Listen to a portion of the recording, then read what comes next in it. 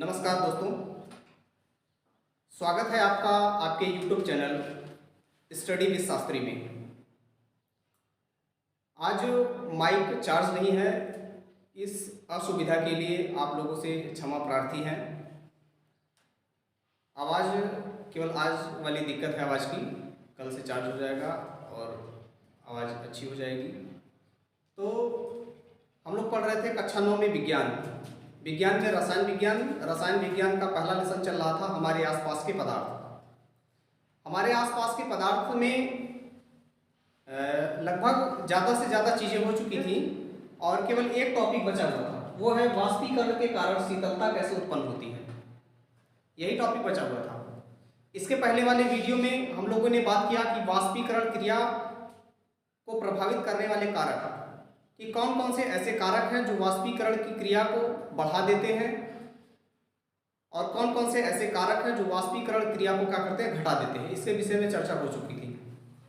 तो चलिए शुरू करते हैं आज की ये क्लास। तो वाष्पीकरण के कारण शीतलता कैसे उत्पन्न होती है, इसमें पहला बात यही है कि वाष्पीकरण के कारण शीतलता उत्पन्न होती है। जैसे जब जल वाष्प बनकर हमारे वायुमंडल में जाता है, वायुमंडल में, जैसे यहाँ पे हमने जल को गर्म किया और ये जल ऐसे यहाँ से बर्नर की सहायता से हम लोगों ने यहाँ गर्म किया, ये जलवाष्प बनकर ऊपर जा रहा है। जब जलवाष्प बनकर ऊपर जाएगा तो ये जो कण होंगे गैस के, ये गर्म होंगे। ये गर्म होने के नाते अगल बगल की ऊर्जा को, अगल बगल की उष्मा को क्या करेंगे, अवशोषित कर लेंगे। क्या करेंगे? अवशोषित कर लेंगे। अगल बगल की उष्मा को अवशोषित कर लेंगे तो इसमें क्या होगी, शीतलता उत्पन्न हो जाएगी। शीतलता, ये ठंडी हो जाएगी। देखते हैं ना, जब जलवाष्प की बूंदें या जब जलवाष्प जब ऊपर जाता है तो कुछ समय बाद क्या होता है, ठंडा हो जाता है। जब हम जल को गर्म करते हैं तो जब जल को गर्म करेंगे तो जल जितना यहाँ पे गर्म रहता है, जब जल वाष्प को जब हम ठंडा करते हैं, जब बूंद के रूप में हो जाता है तो वो बूंद जलवाष्प से ठंडी रहती है ना। क्यों ठंडी रहती है? अगल बगल की उष्मा को, अगल बगल की ऊर्जा को क्या करती है, अपने अंदर समाहित कर लेती है और ठंडी हो जाती है। ठीक है, इसीलिए यहाँ लिखा है कि वाष्पीकरण के कारण शीतलता उत्पन्न होती है। एक तो ये हो गया, समझ में आ गया। दूसरी बात यह है, गर्मियों में हमें सूती वस्त्र पहनने चाहिए। क्यों पहनने चाहिए भाई? क्योंकि गर्मियों के समय में सूती वस्त्र ही क्या करता है, हमारे शरीर से उत्सर्जी पदार्थ के रूप में जो पसीना निकलता है उसको क्या करता है, एब्जॉर्ब करता, सोख लेता है ना। सूती वस्त्र हमारे शरीर से निकले हुए अपशिष्ट पदार्थ, पसीने को क्या करता है, सोख लेता है और सोखने के बाद उसके अगल बगल की जो ऊर्जा होती है, उसके अगल बगल की जो उष्मा होती है उसको क्या करता है, अवशोषित कर लेता है। उष्मा अवशोषित करके वो ठंडा हो जाता है।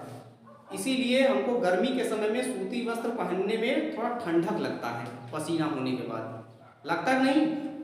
हाँ, इसीलिए गर्मी के समय में हमको कैसा वस्त्र पहनना चाहिए, सूती वस्त्र पहनना चाहिए। ये वाष्पीकरण के कारण शीतलता उत्पन्न करता है। कौन? सूती वस्त्र। अब हम बात करते हैं तीसरा क्या कारण है। बर्फीले जल से भरे ग्लास की बाहरी सतह पर जल की बूंदें क्यों जमा हो जाती हैं? बताइए भाई। जब हम ग्लास में कोई ठंडक चीज जब भरते हैं तो ग्लास के बाहरी सतह पर, जैसे ये ग्लास है, ग्लास में हमने क्या भरा? अरे पानी भरोगे, हमेशा पानी भरोगे? अरे भरो इसमें स्प्राइट। क्या भरोगे? स्प्राइट, ठंडा स्प्राइट एकदम भर दो लाके झमझमा के ना। तो कुछ देर बाद देखेंगे ये जो ग्लास के जो बाहरी सतह है ग्लास का ना, इस पर जल की कुछ बूंदें आकर क्या होंगी, जमा हो जाएंगी। क्या होंगी? जल की कुछ बूंदें जमा हो जाएंगी ना। जल की बूंदें क्यों जमा हो रही हैं? क्योंकि हमारे वायुमंडल में जलवाष्प है, लेकिन किस अवस्था में? गैस की अवस्था में। और इस ग्लास में हमने क्या रखा, ठंडा ना, और ये ठंडा होने के नाते अगल बगल के एरिया को भी क्या किया, ठंडा कर दिया। और अगल बगल के एरिया को जब ठंडा किया तो अगल बगल के एरिया में जलवाष्प के कण थे ना, वो कण क्या हुए, जल की बूंद के रूप में आ गए। किसके रूप में, जल के बूंदों के रूप में आ गए, और हमको ये सब क्या करते हैं, दिखाई देने लगते हैं। ये हमारे आसपास के वातावरण को क्या कर दिया, ठंडा कर दिया। तो ये समझ में आ गया कि बर्फीले जल से भरे ग्लास की बाहरी सतह पर जल की बूंदें क्यों जमा हो जाती हैं, इसका कारण समझ में आया, समझ में आ गया। ठीक, देखिए ये कक्षा 9 का जो रसायन विज्ञान है वो पहला लेसन कंप्लीट हो चुका है। अब इसमें हम लोगों ने क्या क्या पढ़ा है, इसमें केवल हेडिंग नोट कर लेते हैं, एक इसका शॉर्ट देखते हैं कि इसमें कौन कौन सी चीजें हम लोग पढ़े हैं। ठीक है, ठीक, तो सबसे पहले इसको इरेज करते हैं।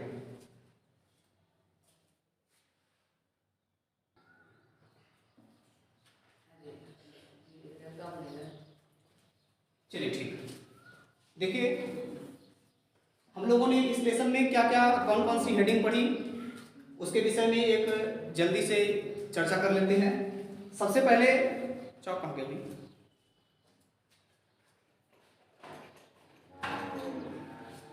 सबसे पहले हम क्या पढ़े थे, पदार्थ। पदार्थ की परिभाषा लगभग सभी को याद होगी, ठीक है। उसके बाद पढ़े थे पदार्थ का भौतिक स्वरूप।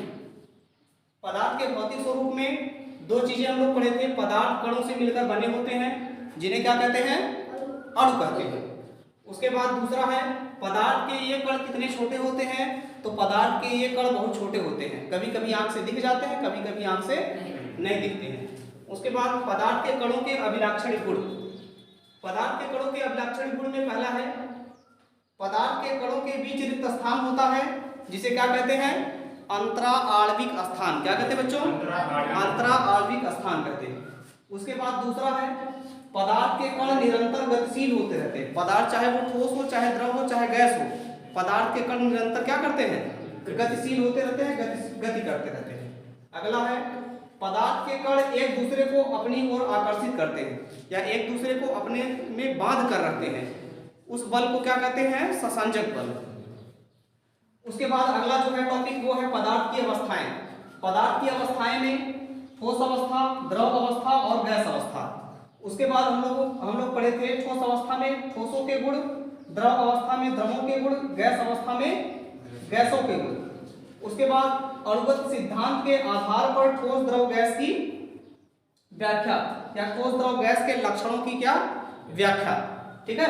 तो इसमें ठोस की व्याख्या हम लोग अणुगत सिद्धांत के आधार पर किए थे, द्रव की व्याख्या अणुगत सिद्धांत के आधार पर किए थे, और गैस की भी व्याख्या अणुगत सिद्धांत के आधार पर ही किए थे। ठीक, तो ये हो गया इतना। फिर यहाँ से है अगला जो टॉपिक हम लोग पढ़े थे वो है क्या पदार्थ अपनी अवस्था बदल सकता है, तो इसका जवाब मिला था हाँ, पदार्थ अपनी अवस्था में परिवर्तन कर सकता है, लेकिन कैसे, उसके दो तरीके हैं। दो तरीके कौन कौन से, पहला है तापमान परिवर्तन का प्रभाव। तापमान में परिवर्तन करके हम वस्तु की अवस्था को क्या कर सकते हैं, बदल सकते हैं। दूसरा है दाब परिवर्तन का प्रभाव। दाब, अधिक दाब लगाकर, कम दाब लगाकर भी अवस्था को हम क्या कर सकते हैं, या पदार्थ की विभिन्न अवस्थाओं को हम अलग अलग अवस्था में बदल सकते हैं। ठीक, उसके बाद अगला हेडिंग हम लोग क्या पढ़े थे, गलनांक। गलनांक भी पढ़े थे, क्वथनांक भी पढ़े थे और ऊर्ध्वपातन भी पढ़े थे।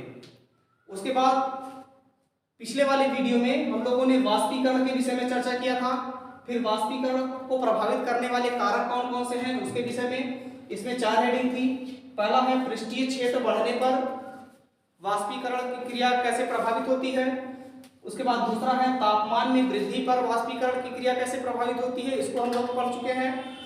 उसके बाद तीसरा है आर्द्रता में कमी आने पर वाष्पीकरण की क्रिया कैसे प्रभावित होती है, उसको हम लोग देखे थे। उसके बाद लास्ट है चौथा है वायु की गति में वृद्धि। वायु की गति में वृद्धि करके वाष्पीकरण क्रिया को कैसे प्रभावित किया जाता है। ठीक, ये हो गया। और उसके बाद हम लोगों ने पढ़ा कि वाष्पीकरण के कारण शीतलता कैसे उत्पन्न होती है, आज वाले ही वीडियो में पहले ही बता दिया गया है। तो ये पूरा रसायन विज्ञान का एक लेसन पूरा हो चुका है। इसको आप लोग कम से कम अगर हेडिंग याद कर लेंगे तो दिमाग में बना रहेगा कि हाँ इस लेसन में हमने ये हेडिंग पढ़ा। और आधे से ज़्यादा याद तो तभी हो जाएगा जब हमको ये हेडिंग याद होगी, उसके अंदर का याद ना हो तो चलेगा, लेकिन अगर एक बार हेडिंग याद हो जाएगी तो हम लोग को लगेगा कि जैसे कि हाँ कहीं हम लोग पढ़े थे। ठीक है, तो ये वीडियो ज़्यादा लंबा ना हो इसके लिए हम शॉर्ट में पहले लिख दिए हैं, उसके बाद आप लोग इसको नोट कर लेंगे।